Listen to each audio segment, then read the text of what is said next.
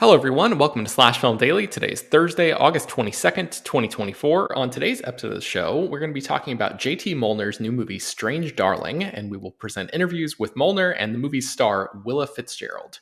My name is Ben Pearson. I'm an editor at slashfilm.com, and I'm joined on today's episode by Slash Film editor, BJ Colangelo. Hiya. All right, BJ, this is tough because I don't want to spoil this movie for people. This is a pretty small film, and it's really good. I very much enjoyed it. What did you think about it? Just like, I guess before we get any further. I loved this movie, and I agree with you. I also think this is one of those episodes where we should not dive into a spoiler conversation because part of the power of this movie is how it plays with your expectations and then subverts them in a very interesting way. But I really dug this one. I had heard a little bit of rumblings about it. I know it played, I think, Fantastic Fest in 2023, so some folks saw it there, and it sort of went away and no one was really talking about it. And then out of nowhere, it's like, oh my God, you've got to see this new movie. It's got Willa Fitzgerald and Kyle Gallner, who I am a massive fan of. And I checked it out and was floored by how good this was. Yeah, I I guess my relationship with Kyle Gallner is not as in depth as yours. I've seen him in a handful of things. I remember him popping up briefly in Veronica Mars. I remember watching him in a couple seasons of Smallville back in the day. But he's become, I don't know, like it seems like one of your guys, right? From the way that you talk about him, not just on this podcast, but sort of in Slack and stuff. Anytime he comes up, he seems to have a big defender in you. So, what's your relationship like with him? Oh, yeah. So I've been following Kyle's work forever because, yes, he was on like Veronica Mars, but also he's Colin Gray in Jennifer's Body. So he's, everyone's ultimate emo boyfriend. He's also in the Nightmare on Elm Street remake, which a lot of people love to dog on, and he finds hilarious, which I love. But yeah, he's kind of consistently been this guy who pops up in a lot of these kind of undersung performances. But it was in 2020 when he was in Dinner in America, a movie that I know I've talked about a lot on this show and in other articles. I mean, I have a tattoo of this movie, where he was finally given the chance to carry a movie on his role, him and Emily Skeggs. And it was like, once people saw that movie, it was off to the races. He started popping up in all of these lead roles in indie horror movies. He ended up in Smile, just absolutely been crushing it in the last like 5 or so years. So the second, like, Kyle Gallner has become one of those guys where if you look at the trailer for Strange Darling and look at the comments on YouTube, a majority of them are, you had me at Kyle Gallner or some form of that. It was like that run between like Dinner in America, Mother May I, The Passenger, like incredible run for him. Awesome. And then, yeah, Willa Fitzgerald, I was even less familiar with her stuff, but I was incredibly impressed by what she was able to do in this movie. And again, we're not going to like get into really any plot stuff or anything. Actually, for the interviews that you have, the studio asked us to not bring up any spoilers, even in your conversation, which is pretty rare. And a lot of times we're not thrilled when restrictions like that are put on conversations that we have. Sometimes I'll even turn stuff down for the podcast because I just feel like sometimes like what's the point if we can't really get into, some of the nitty gritty that we're actually interested in talking about. But for this movie, it makes sense because I think everybody's doing their best to try to protect the sort of twists and turns that this movie goes on. So anyway, back to Willa Fitzgerald. What was your relationship like with her? Had you seen her in a bunch of stuff before? As somebody who actually watched the Scream TV series, yes, I was very familiar with Willa Fitzgerald because she's on that. She's also currently on Reacher, which I think is very cool, and that's probably where some of our listeners might have seen her from. But she's another one where I think like Hollywood hasn't figured out quite what to do with her yet, because she is so capable of playing so many different characters, and yet she is so just strikingly beautiful that she doesn't fall into the like character actor box that a lot of people like to shove people in. So they haven't quite figured out what to do with her. I'm hoping that people will see Strange Darling and go, oh, we need to make her like the lead and let her be a badass, awesome person in everything moving forward, or let her play like, wild roles, because she clearly is capable of handling anything that you throw at her. I think she's so phenomenal in this movie, and to see her and Kyle, because this is basically a two-hander. Like, there are other actors in this movie, but by and large, it lives and dies on their performances. And like, this is like lightning in a bottle. Such incredible actors doing incredible work with a just shockingly awesome script. Yeah, absolutely. And Giovanni Ribisi shot this movie too, so that's another little interesting nugget about the film. Right, and it looks gorgeous. It Didn't does, know yeah. that was a thing he was capable of doing, but hey, you learn something every day. I hope that this movie serves as Willa Fitzgerald's version of Dinner in America, like you said, the sort of launch pad. I hope so type of thing. too. And I also quite like this director, JT Mollner's work. His first film is called Outlaws and Angels. It is a Western that a lot of people have very big feelings about because it handles some very, very intense, like trigger warning kind of material. But I watched it before or like after I saw Strange Darling, before I was going to interview him. I was like, I want to check out this guy's other movie. And I was really, really impressed by it, like quite a bit. It takes some massive swings. It's painting like the ugliness of what the West was actually like, instead of, trying to glorify it in ways that I think a lot of American Westerns tend to do. Mhm.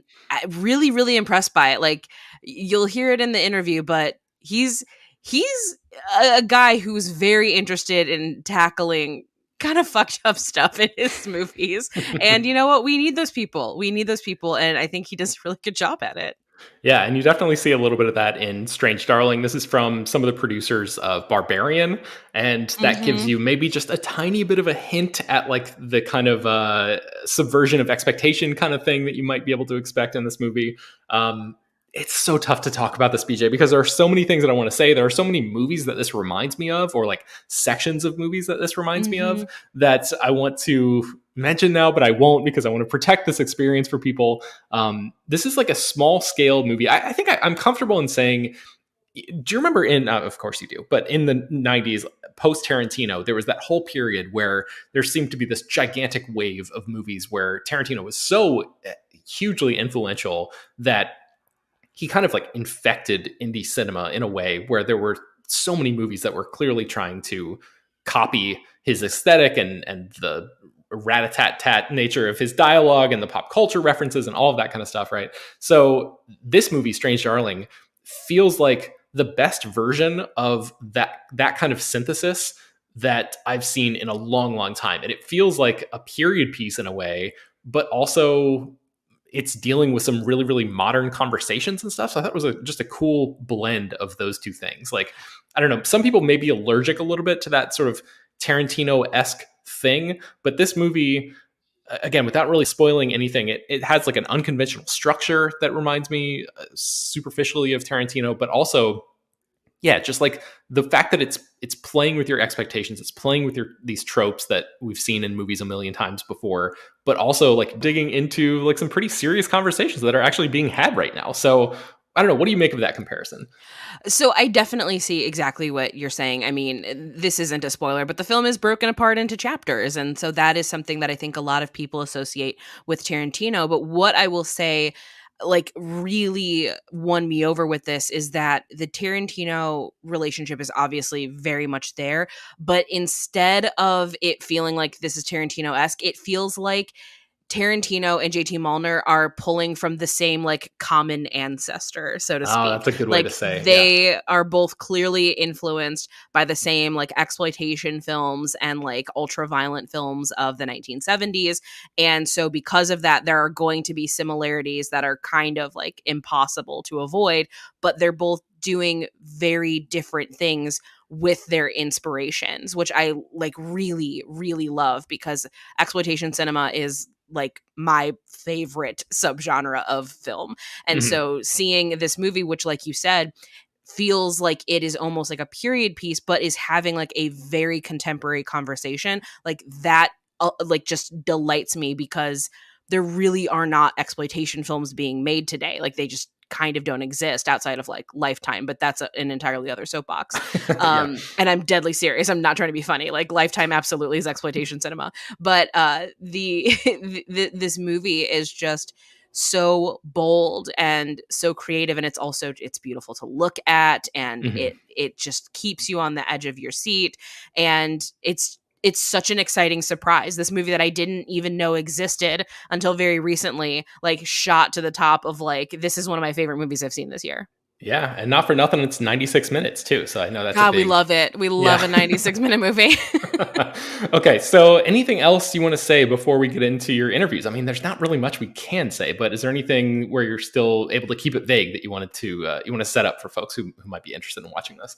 The only thing that I will say to keep it vague is that this movie is also like very sexy, and then may make you rethink you finding this movie sexy. And those are also exciting movies to watch. So, don't watch it with your parents unless you want to have awkward conversations. Yeah, very much so.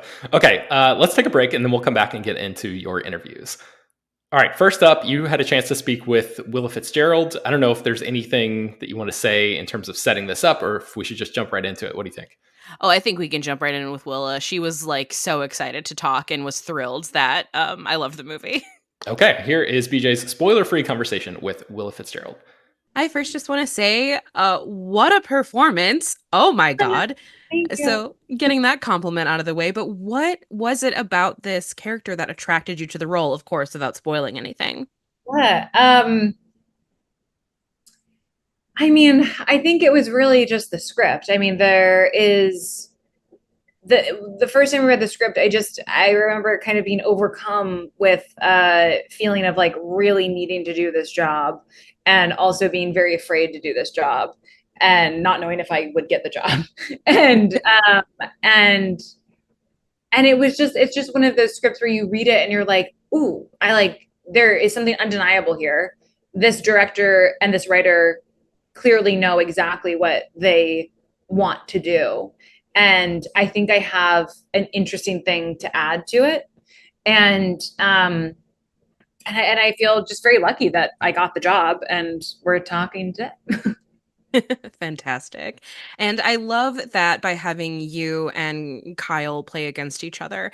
These are two actors that I think horror fans have kind of claimed as like you all are part of us. We love your work. You consistently play in our sandbox. So I think a lot of horror fans are very excited to see that.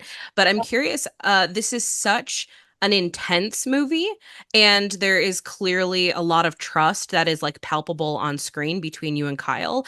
So how were you able to develop that in order to make this project the best it could possibly be? Yeah. Well, I think as soon as I found out that he was going to be the demon, I think we had a phone call before we even got to Oregon. And then as soon as we got to Oregon, we were like hanging out as much as we possibly could in the kind of like week of prep that we had once we got there. And I think we just kind of, honestly, I think we kind of just got lucky. Sometimes you kind of just like meet somebody and you're like, oh, yeah, I like you. And I think we kind of quickly developed a friendship that served us really well over the course of shooting because there was sort of an implicit level of trust and comfort with the other person that, in a lot of moments in this movie is really essential in terms of feeling safe to kind of go crazy places with the other person. And we just had fun together. I mean, there were so many moments where we were just like, this is great. Yeah, I mean, I used the word intense already, but like it's such an intense project that you could only believe that there must be like these great moments of levity to counteract that, because otherwise that shooting experience probably would have been very exhausting. It was very exhausting, even with fun moments. So thank God we had the good stuff. Oh yeah, because your character also, there is so much physicality, there's so much running and jumping. Did you have to do any particular prep for that, or were you like, I'm good to go, I was on Reacher, we're fine here? Luckily, I am a runner, and so good. I've done quite a bit of running. I didn't really do any physical prep. I think I'm lucky enough that I'm like still young enough where I can kind of get away with it. That's great to hear. You know what I mean? So, you've played a variety of different roles within horror at this point, especially when looking at like the Scream TV series and now with Strange Darling. What sort of horror movies are you attracted to, or are you one of those actors that keeps ending up in horror that doesn't actually like horror movies? No, I love horror movies. I was definitely like the kid who like watched scary movies like from like the Blockbuster in the dark, by myself. No, I've always really liked horror movies, and I think that as an actor, I've kind of found a new appreciation for horror because I think, or genre in general, kind of doesn't have to be like straight up horror, because I think that there's it gives you a lot more room to play. I think that there's a real like expansiveness to playing a character in a world that's not totally straight up naturalism, realism, living room drama. And I just find that exciting. I feel like it's really freeing, and I also love how the best horror movies are allegories. And I grew up reading a lot of like folk tales and stuff like that. And I think that there's something really beautiful about kind of like leaving it up to the audience to find their own interpretation of the thing they've just watched. And so I think that that's why I love watching them and now making them. Oh, definitely. Horror is always a response to the anxieties of a time period. And I think Strange Darling is such a important movie to speak to what I think a lot of people feel like these days. So that's, it's very exciting to see this movie be in conversation with our real world. But I only have time for one more question. So I would love to ask you, and again, without spoiling, what sort of conversations are you hoping Strange Darling is going to inspire among people who have seen it? Mm. I mean, I think that it's exciting and kind of lovely that we're not talking super specifically about the movie and like my particular interpretation of it, JT's particular interpretation of it, because I think that I'm really interested, having sat with this movie now for 2 years, to hear what people think. Because obviously I have all of my own opinions and feelings and process that I went through. But I think that the movie has a lot of questions that it asks and it doesn't give you an answer.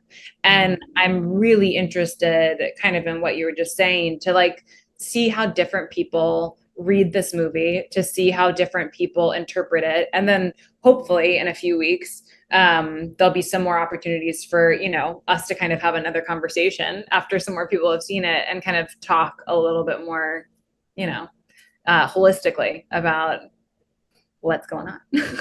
Absolutely. Those are the conversations I have just been chomping at the bit to have ever since I've seen them. Like, I need everyone I know to see this because I need to have conversations with people about this. Good. I love that. Well, congratulations on a fantastic film. Thank you so much for talking with me today. Oh, I appreciate it.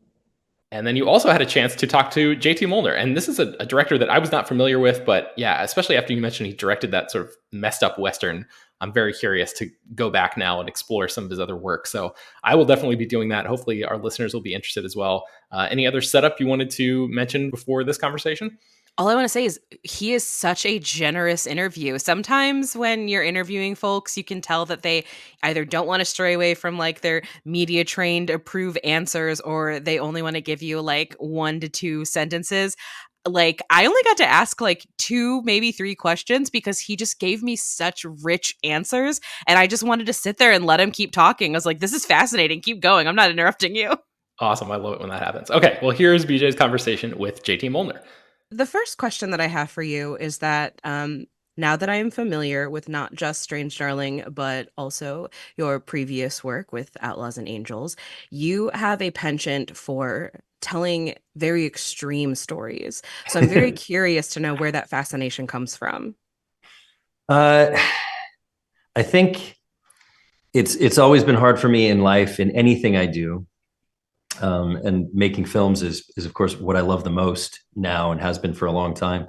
But in anything I do, I have to do it all the way, or I don't want to do it at all. So it's interesting with some people I know are prolific and they direct a movie every year or something. And I don't know if I'll ever be able to do that. Like after I finished this one, it was so much of my blood and my soul was on the ground that I felt like I had to go take a job as a writer so I wouldn't, so I could recharge. And now I really can't wait to direct a new movie. But I just like going all the way. And I think that when I was a kid and I was being introduced to certain types of cinema, I liked so many different types of cinema. I like everything from Young Frankenstein to Babe the Pig to Goodfellas to, like all different types of films, the Texas Chainsaw Massacre. But the movies that made me want to make movies were the movies that upset me or disturbed me or made me sad.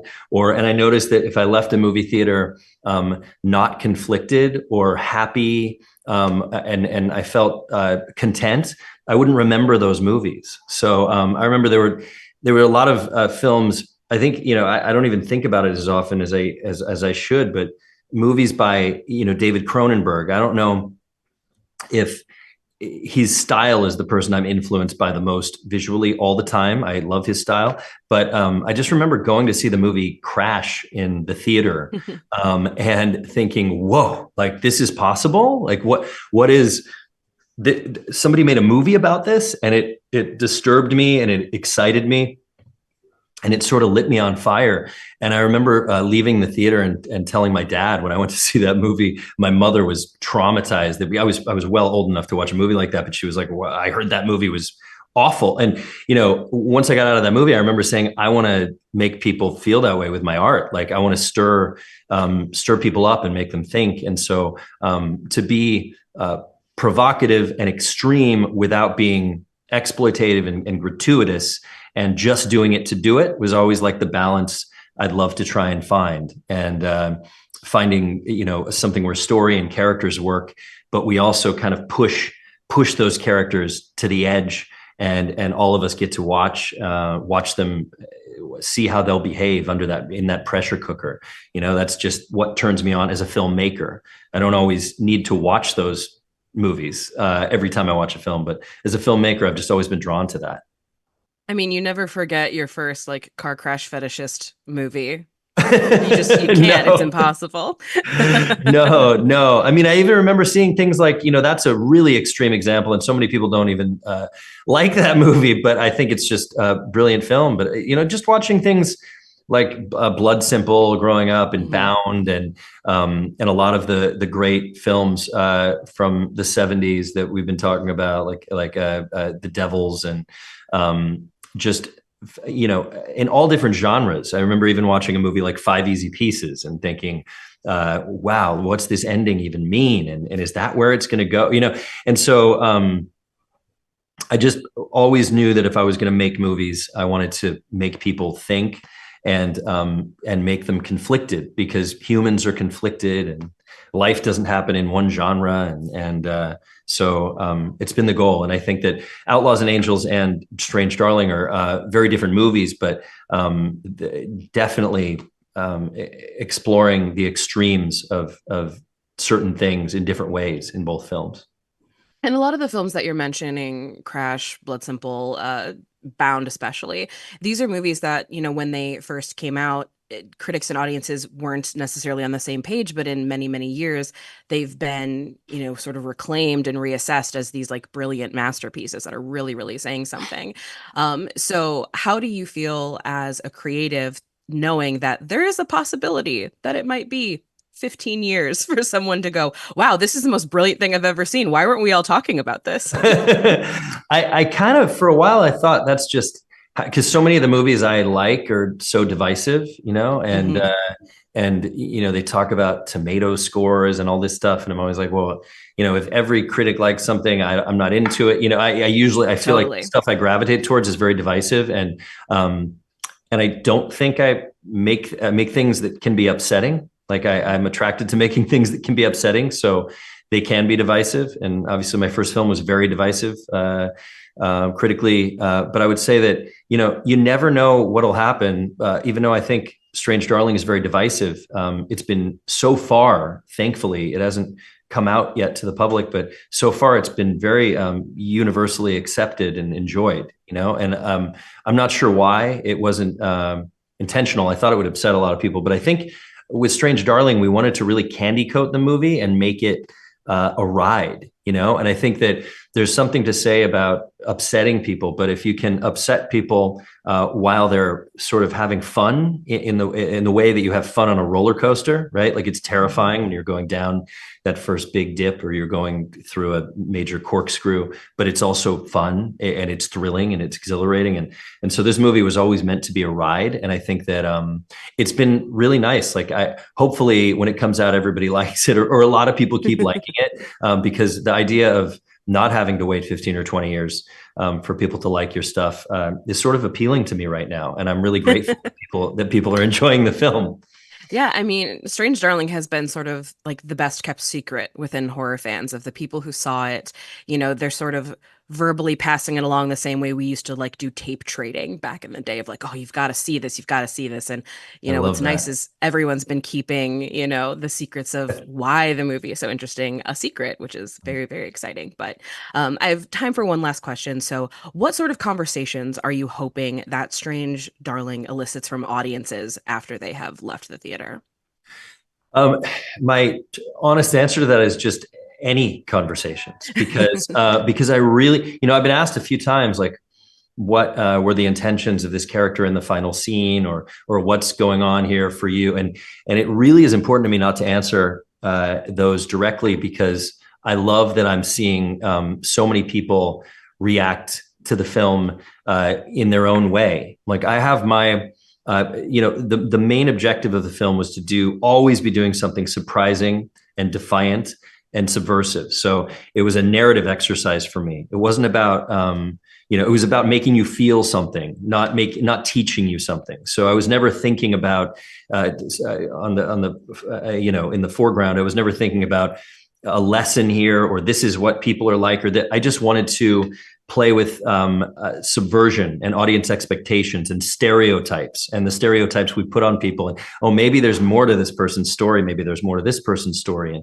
And really playing in that, you probably saw it in Outlaws and Angels too, moral ambiguity, like showing that people, even the extremes, serial killers, in this movie, our serial killer, nobody's all good or all evil. There's all these nuances. And so that's what throughout this entire film, we wanted to set up expectations and break them down and subvert them and surprise you. And so at the end of the movie, when I'm sitting in the back of an audience and I see an audience watch the movie and I hear them react and the movie ends and I hear them arguing about what the meaning was of that ending or a certain scene or what the movie was saying, that's what I like. I just want people to have dialogue and I don't want to tell them what dialogue to have or what they're supposed to feel. I just want them to feel, and it's going to be different for everybody.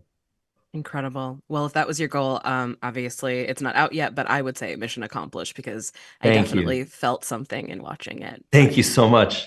You're very welcome. Thank you so much for chatting with me today and have a fantastic release and congratulations again. I appreciate you taking the time. Thank you. All right, hopefully you enjoyed those conversations. Strange Darling hits theaters tomorrow, or technically tonight in some areas, so check your local listings and definitely be sure to seek this movie out. It's a really special one. You can find more about the movie at slashfilm.com. Slash Film Daily is published every weekday, bringing the most exciting news from the world of movies and TV, as well as deeper dives into the great features you can find on the site. You can subscribe to the show on Apple Podcasts, Overcast, Spotify, you know the drill, wherever you get your podcasts. Send your feedback, questions, comments, concerns, and mailbag topics to us at bpearson@slashfilm.com. Make sure to leave your name and general geographic location in case we mention your email on the air. Don't forget to take a minute to rate and review the show on Apple Podcasts or Spotify. If you haven't done that yet, please do it. It would really help us out a lot. Tell your friends about the show any way you can. Thank you so much for listening, and we will